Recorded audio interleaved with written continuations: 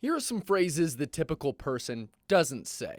Like, I just want this thing to be miserable. I got this huge gash in my foot, like my foot, like basically trench foot. The only time I slept was when my wife and crew were like changing my shoes and socks. Right in the arch of my foot, split open at probably mile 40. George Cyrus isn't your typical guy.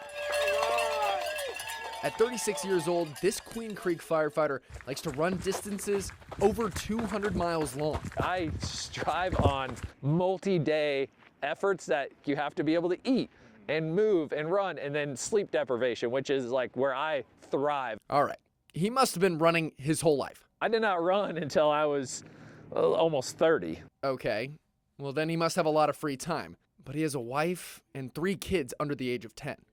Growing up in Queen Creek, George has a background in professional motocross racing and never would have thought he'd be running ultramarathons and be one of the best in the world at it. My name is George Cyrus. This is the start of Moab 240. George is more of a don't think, just do it kind of guy. He skipped regular marathons and started running ultras. The reason being, he wanted something harder than the 9/11 Memorial Stair Climb and tried the Mogollon Monster 100-mile race in Arizona. Oh yeah, I finished. My feet were messed up. My nutrition was bad. It was bad all the way around. Like it tore me down. So with that glowing review, George wanted to make it an annual thing and started training. But this year, there were 3 200-plus mile races that he signed up for, where he had a very unusual way to prepare. There wasn't a lot of training going into these runs.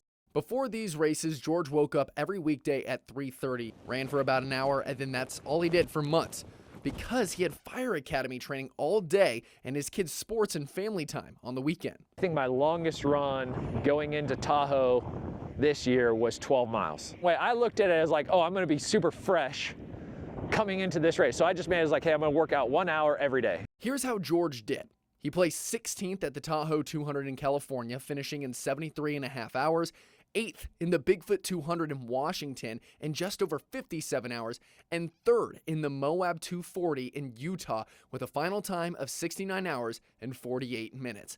Add up everything. George ran 640 total miles in 8 days, 8 hours, and 29 minutes, which earned him 2nd overall in the Ultramarathon Triple Crown. I hadn't really raced 200. It was like, hey, I'm just gonna be in the pack and I would like to not get time cut. Turns out, George only gets stronger and faster as the race goes on. How do you not get injured and your body's able to maintain this pace for this long? I think so. It does get injured. So there's no way around not getting injured. I think the biggest thing is the taking care of yourself on the back end. Sleep, eat, diet, exercise. The persistence of being consistent every day. When he can't run, he lifts. When he can't go heavy, he goes light. It's this mindset that helps him keep going. There's probably those inner thoughts telling you when it's really hard, like you can quit, you can stop. Yeah. What do you do when that happens? Just keep moving. Don't make any decisions in an ultramarathon until you've eaten a whole meal and you've slept.